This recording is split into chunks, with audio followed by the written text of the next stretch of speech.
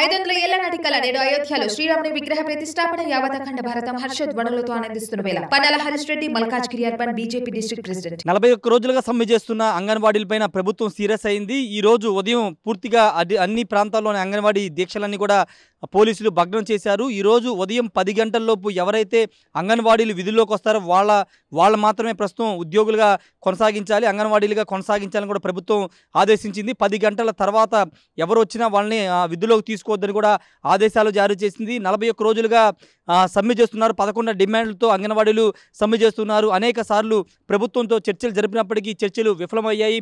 కానీ ప్రస్తుతం ప్రభుత్వం షోకాజ్ నోటీసులు ఇచ్చినప్పటికీ ఆ షోకాజ్ నోటీసులపై కూడా అంగన్వాడీలు స్పందించడం పట్ల ప్రభుత్వం సీరియస్ అయింది. ఈ నేపథ్యంలోనే వాళ్ళందరి దీక్షలు భగ్నం చేయడంతో పాటు ఈరోజు చెలో విజయవాడ కార్యక్రమాన్ని కూడా అనుమతి లేదని ఎక్కడికక్కడ అరెస్ట్ చేసిన నేపథ్యం చూసాము. ఈరోజు తాజాగా అన్ని జిల్లా కలెక్టర్కి women and child welfare department నుంచి ఆదేశాలు వచ్చాయి. కలెక్టర్స్ అందరూ కూడా ఖచ్చితంగా ఆదేశాలు పాటించాలని కూడా చైల్డ్ అండ్ వెల్ఫేర్ డిపార్ట్మెంట్ సంబంధించిన ప్రిన్సిపల్ సెక్రటరీ ఆదేశాలు జారీ చేశారు. అంగన్వాడీలకు సంబంధించినటువంటి ఎవరు కూడా 10 గంటల తర్వాత ఈరోజు 10 గంటల తర్వాత వచ్చేవారిని ఎవరిని కూడా విధుల్లోకి తీసుకోవద్దు, తీసుకున్న వారిపైన యాక్షన్ తీసుకుంటామని కూడా అధికారులు ఆదేశాలు జారీ చేశారు. అంతేకాదు ఎవరైతే ఇప్పుడు 10 గంటలలోపు జాయిన్ అయ్యారో, జాయిన్ అవ్వని వారు ఉంటారో వాళ్ళ స్థానంలో వేకెన్సీ చూపించాలి. ప్రతి మండలంలో కూడా వేకెన్సీ చూపించాల్సిన అవసరం ఉంది. వేకెన్సీ చూపించి వాటికి సంబంధించిన లిస్టు కూడా తయారు చేసి సిద్ధం చేయాలని కూడా ఆదేశాలు జారీ చేశారు.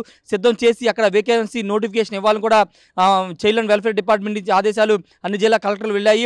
25 లోపు వేకెన్సీ ఇచ్చి అన్ని గ్రామ సచివాలయాల్లో అక్కడ వేకెన్సీ సంబంధించినటువంటి నియామక ప్రక్రియ కూడా చేపట్టాలని కూడా ఆదేశాలు అయితే జారీ చేశారు. ప్రస్తుతం అంగన్వాడీలు చాలామంది కూడా ప్రస్తుతం చాలామంది జైలుకు కూడా తరలించారు.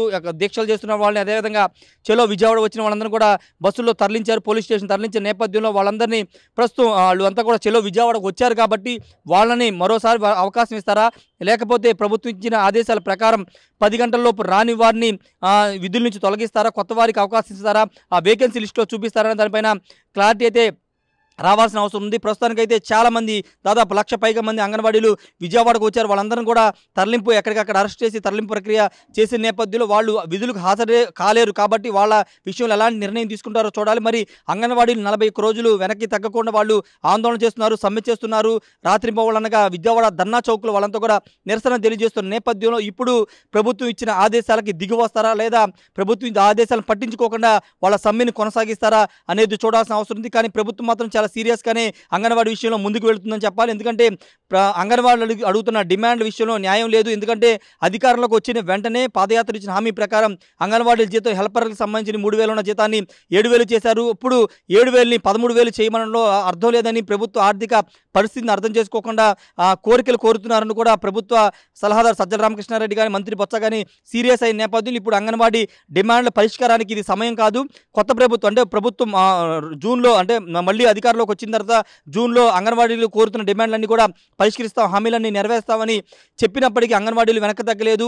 ఎన్నికల్లోపే పూర్తి స్థాయిలో తమ హామీలకు సంబంధించి తాము డిమాండ్లకు సంబంధించినటువంటి క్లారిటీ ప్రభుత్వం ఇవ్వాలి, జీతాలకు సంబంధించిన స్పష్టత కూడా ఇవ్వాలి. వీళ్ళంతా డిమాండ్ చేస్తున్న నేపథ్యంలో ఇప్పుడు ఈ సమ్మె పైన ప్రభుత్వం సీరియస్ అవడంతో పాటు విధుల్లో చేరిన వారిని తొలగించడంతో పాటు అక్కడ వేకెన్సీ చూపించాలి, వేకెన్సీలో కొత్త వారిని కూడా నియమించాలని కూడా ఆదేశాలు జారీ చేసింది. మరి అంగన్వాడీలు ఏం చేస్తారో చూడాలి. ప్రభుత్వం మాత్రం ఎక్కడ వెనక తగ్గట్లేదు. అంగన్వాడీలు వెనక్కి తగ్గుతారా, మెట్టు దిగి వచ్చి ఇప్పుడు విధుల్లో చేరతారా అనేది చూడాల్సిన అవసరం ఉంది. కెమెరా పర్సన్ ఫండితో రాజేష్, RTV, విజయవాడ నుండి. మరిన్ని వీడియోస్ కోసం ఛానల్ ని సబ్స్క్రైబ్ చేయండి. లేటెస్ట్ అప్డేట్స్ కోసం వాట్సాప్ ఛానల్ ని ఫాలో చేయండి. అండ్ లింక్ డిస్క్రిప్షన్ లో ఉంది.